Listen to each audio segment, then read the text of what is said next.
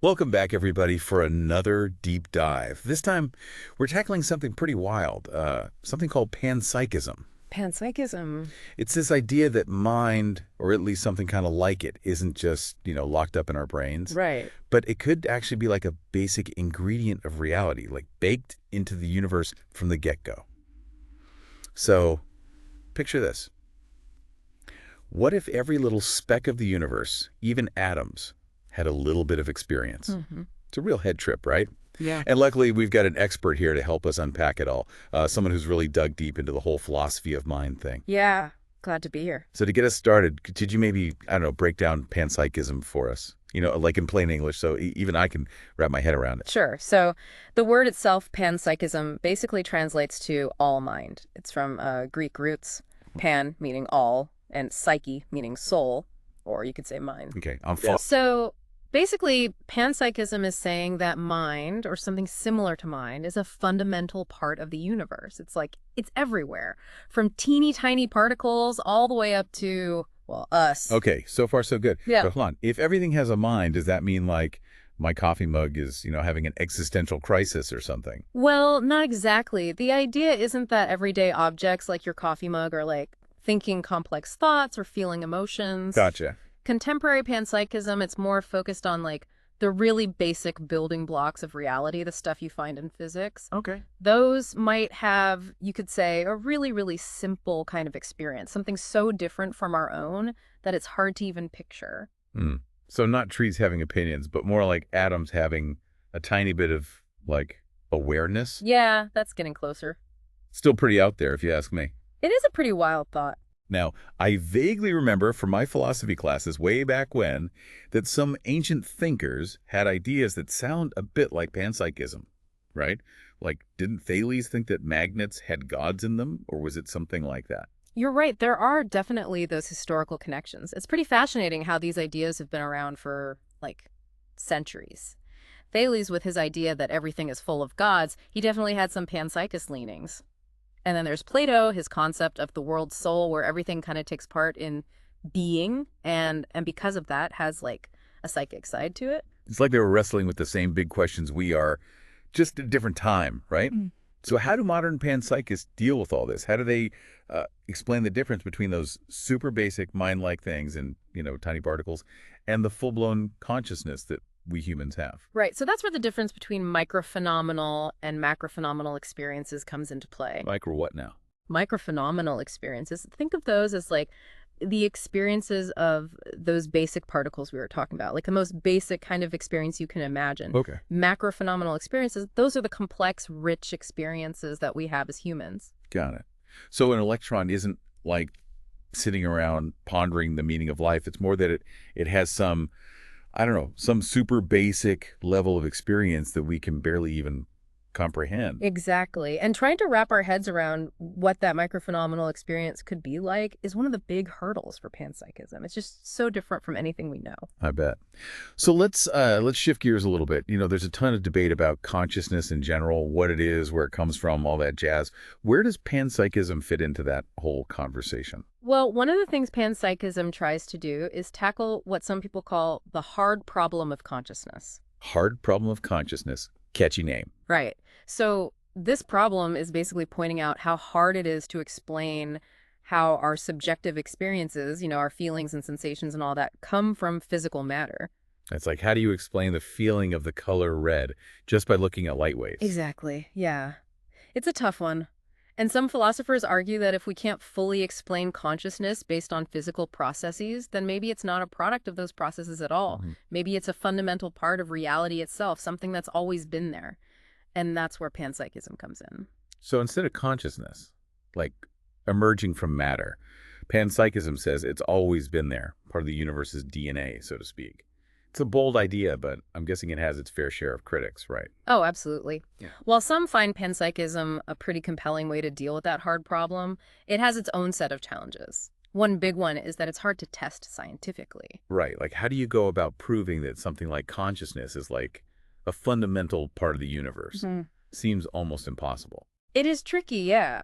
We're dealing with something so basic and so different from what we usually study in science that it's tough to design experiments to, confirm or deny it. And then there's another big challenge called the combination problem. Combination problem. Lay it on me. So even if we accept the idea that there are these tiny bits of mind-like stuff everywhere, there's still the question of how they all combine to create the complex consciousness that we experience as humans. Right. How do all those micro-consciousnesses, if they even exist, come together to make up our thoughts, our feelings, our perceptions?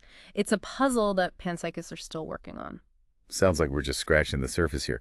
Before we get too deep into those challenges and the different, I guess you could say, flavors of panpsychism, one thing that's been bugging me is, we talked about Thales and Plato, but where does panpsychism fit in with other big philosophical ideas like materialism and dualism? How does it all connect? Yeah, that's a great question. Understanding those connections is key to seeing why panpsychism is so interesting to some people. So materialism, as the name suggests, says that everything ultimately comes down to matter, to the physical stuff. Makes sense. In that view, consciousness is either reducible to visible processes or maybe even just an illusion. Dualism, on the other hand, it sees mind and matter as totally separate things. Okay, so with materialism, it's all about the physical stuff, and with dualism, there's like this separate realm of the mind. So where does panpsychism land? Panpsychism tries to offer an alternative to both of those. It avoids the reductionism of materialism, which some people find, kind of unsatisfying when it comes to explaining how rich and complex our conscious experience is. Right, like reducing everything to just physical stuff seems to miss something important about what it feels like to be alive, to experience the world. Exactly. And panpsychism also avoids the problem that dualism runs into, which is explaining how those two separate things, mind and matter, can interact. If mind is fundamental, then it's not this separate thing that has to somehow communicate with the physical world. So panpsychism is like finding a middle ground, saying that mind, at least in some basic form, is just built into matter itself. You could say that, yeah. It's a way of bringing mind and matter together without either reducing one to the other or keeping them totally separate. I'm starting to see how this idea, even though it's pretty out there, offers a new way of looking at some of those really old philosophical questions. But before we go too far down that rabbit hole, there's another theory I've come across that seems relevant here. Integrated information theory, or IIT for short. Yeah. It also has to do with consciousness, but I'm not really sure how it relates to panpsychism. Can you shed some light on that? Sure. Integrated information theory, or IIT, it was developed by a neuroscientist named Giulio Tononi. It basically proposes that consciousness is a fundamental property of anything that integrates information. Okay, but what does that actually mean in, simpler terms? Imagine a network where everything is connected, like the neurons in your brain. The more interconnected those parts are and the more information they share, the higher the level of consciousness. IIT even suggests there's a way to measure this consciousness using a value called phi, the Greek letter. So a high phi value means high consciousness. That's the idea. And the interesting thing is, even very simple systems might have a phi value that's not 0, which suggests they have some degree of consciousness, even if it's very basic. So panpsychism says mind is everywhere, and IIT says that consciousness might be widespread, but not necessarily in absolutely everything. Is that a fair way to put it? Yeah, that's a good way to think about it. And some people even see IIT as like a scientifically refined version of panpsychism because it offers a way to actually measure consciousness. Wow, this is a lot to process. We've got this big idea that mind might be fundamental to the universe. We've got the challenge of figuring out how those tiny bits of mind come together to make our own complex consciousness. And then we've got IIT adding another layer on top of all that. My brain's doing somersaults. But hey, I'm game to keep exploring. Before we move on, though, could you give us a little sneak peek at the different types of panpsychism? It sounds like there are a bunch of different interpretations within this whole concept. You're right. Panpsychism isn't just one monolithic theory. There are different versions, each with its own subtle points and implications. We'll get into those more later, but just to give you a taste, some of the main ones are cosmopsychism, which sees the whole cosmos as one big conscious entity. Then there's panexperientialism, which focuses on experience being fundamental and everywhere, often linked with what's called process philosophy. And then you have panprotopsychism, which suggests that the most basic building blocks of reality have these primitive, not yet conscious properties that can become conscious under the right circumstances. Okay, so a conscious cosmos, experience everywhere, and pre-conscious stuff leading to consciousness. It's like panpsychism opens up a whole buffet of mind-blowing ideas. I'm definitely ready to dig into those. Sounds good. There's plenty more to explore. All right, so let's dig a bit deeper into those different flavors of panpsychism we were talking about. You mentioned cosmopsychism, the idea that the whole cosmos is like one big unified mind. Yeah, that one's pretty out there, right? It really stretches the imagination. It does. It's like taking that idea of everything being connected and pushing it to, I don't know, like the max. Instead of just saying everything's linked somehow, cosmopsychism says it's all part of one giant cosmic consciousness. Yeah, that's the gist of it. Thinkers like Alfred North Whitehead, a big name in process philosophy, they've articulated versions of cosmopsychism. The idea is that the universe isn't just a bunch of separate things, but more like a dynamic process, constantly changing, becoming. And that process itself, that's what makes up the cosmic mind. So it's not like there's some giant brain floating out in space somewhere having like cosmic thoughts. Right. It's more like the universe, just by existing and changing, is kind of thinking, kind of experiencing. You got it. It's a different way of thinking about mind.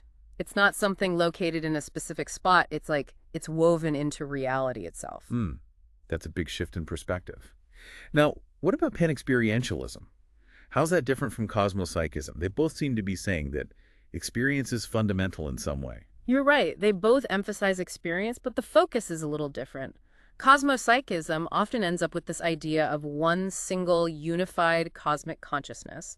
Panexperientialism, sometimes it allows for multiple individual centers of experience, while still saying that experience is a basic part of reality. Thinkers like David Ray Griffin and Charles Hartshorne, they've worked on panexperientialist views. So with panexperientialism, it's more like every single thing, a tiny particle, a human, whatever, has its own unique experience, its own way of seeing the universe. Exactly. And all those individual experiences, they're all part of this bigger interconnected web of experience, kind of like, a huge symphony where each note plays its part in the overall sound. I'm starting to see how much variety there is within panpsychism. Yeah. Okay, what about panprotopsychism? You mentioned that one too, and it sounds, I don't know, maybe a bit more complex. Yeah, panprotopsychism, it throws in this idea that the fundamental building blocks of reality, they have properties that aren't conscious themselves, but they can lead to consciousness under the right conditions. So it's like these properties are kind of like the seeds of consciousness, Yeah. waiting for the right moment to,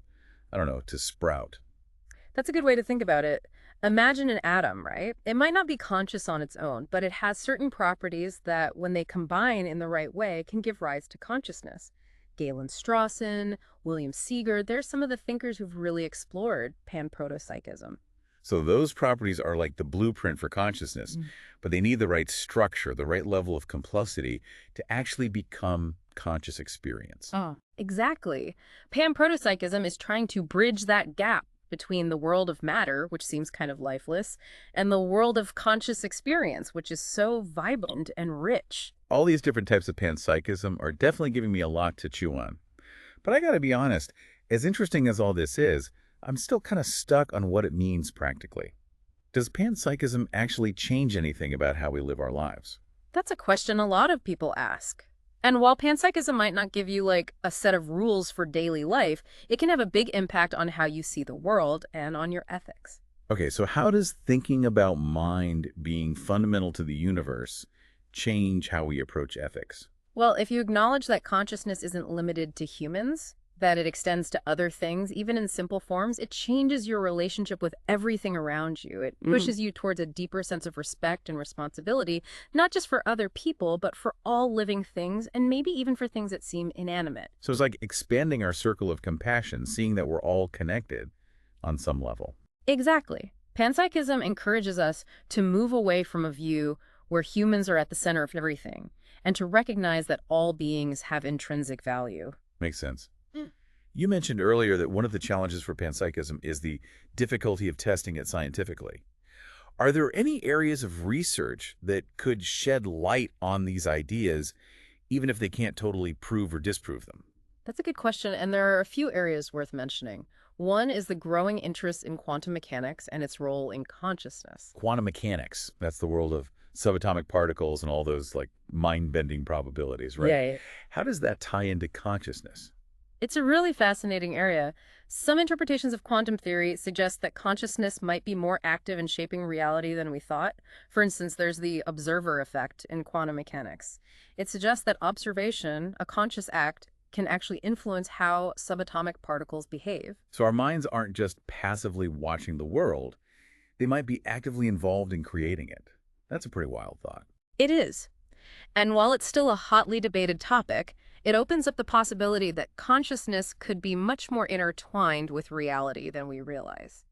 Makes you wonder if our thoughts and intentions have more power than we think. Are there any other areas of research that touch on this? Yeah, another area worth noting is the study of plant intelligence. Plant intelligence. I've heard a little about that. Are you saying that plants might be conscious? It's not direct proof of panpsychism, but there's more and more evidence that plants show complex behaviors and have communication networks that really challenge how we used to think about plant life. So plants might be more aware and responsive than we give them credit for. The research suggests that's a possibility, yeah. And this ties into a bigger point. Panpsychism encourages us to broaden our definition of intelligence and consider that consciousness might exist in forms that are very different from our own. It's a humbling reminder that we might not be the only sentient beings on this planet, let alone in the universe.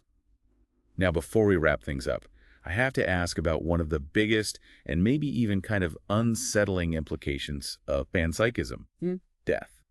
If consciousness is fundamental, does that change how we think about death? That's a big one, and it's definitely something panpsychism makes us think about. If consciousness isn't just tied to the physical brain, if it's a basic aspect of reality itself, then death might not be the absolute end of experience in the way we usually think about it. So it might not be a complete extinction of consciousness, but maybe a transition to a different state of being. That's one way to interpret it. Of course, these are still highly speculative ideas, but they highlight the profound questions that panpsychism brings up about the nature of existence, about those mysteries that are still beyond our understanding. It's fascinating and a little intimidating to think about all this. It seems like panpsychism, even though it doesn't have definitive scientific proof, offers a way to rethink some of the biggest questions we face. What is consciousness? How do we relate to the universe? What's the meaning of life? And even what might happen after death? You put it perfectly. Panpsychism is a journey of exploration. It's an invitation to open our minds and embrace the mysteries that are at the heart of existence. It really is a journey, and it feels like we've only just dipped our toes into the vast ocean of panpsychism. Yeah. As we wrap up our deep dive, I'm wondering if you can bring it all back down to earth for us a bit. We've talked about these big abstract ideas, all the philosophy and the potential science. But for our listeners, how might actually embracing a panpsychist perspective change how we experience our everyday lives? That's a fantastic question. It's easy to get caught up in the grand theories, but the real power of panpsychism is in how it can shift our perception of the world and how we fit into it. So it's not just an intellectual thing, it's a way of being in the world. Exactly. Think about the idea of interconnectedness, which is like a core concept in a lot of forms of panpsychism. If we really grasp that idea that everything has some level of mind or experience, then the lines between us and the world start to get blurry. It's like that saying, we are all connected, but panpsychism takes it to a whole new level. Right, it gives it a deeper meaning. And that realization can have a huge impact on our relationships, our actions, even our sense of self. We start to see the world differently, recognizing the inherent value and potential for experience in everything around us. So it's like a shift from seeing ourselves as separate individuals to realizing that we're part of this, this vast interconnected web of being. Precisely. And that shift can lead to a more compassionate, more ethical way of living. We become more tuned in to the needs and experiences of others, not just people, but all beings. Like we're expanding our circle of empathy to include the whole web of life. That's a great way to put it. It encourages a sense of responsibility for our actions, understanding that even small choices can ripple out through the web. Panpsychism pushes us to move through the world with more awareness, more consideration for all beings. Yeah, and that can change everything. How we relate to other people, how we interact with nature, even our own inner lives. It's a beautiful vision, but I gotta say, it can feel a little overwhelming too. Like, it's easy to get lost in how vast and complex that interconnected web is. I understand that. I think the key is to start small, to cultivate a sense of wonder and appreciation for the everyday things. Pay attention to the patterns in a leaf, the sounds of insects, the feeling of the sun. Slow down, pay attention, see the world with fresh eyes. Exactly. And as we do that, as we open ourselves to the possibility that mind and experience are part of the very fabric of reality, we might find that our lives become richer, more meaningful, more connected. It's a reminder that even in our busy lives, we can choose to find that sense of wonder, that connection. And that's a powerful choice, a choice that can change how we relate to ourselves, to the world around us, and to all the mysteries of existence. Well, thank you for taking us on this incredible journey into the world of panpsychism. It's been a real mind-bender, challenging our assumptions, expanding our horizons, and leaving us with a sense of awe. It's been a pleasure. And to all our listeners out there, keep diving deep.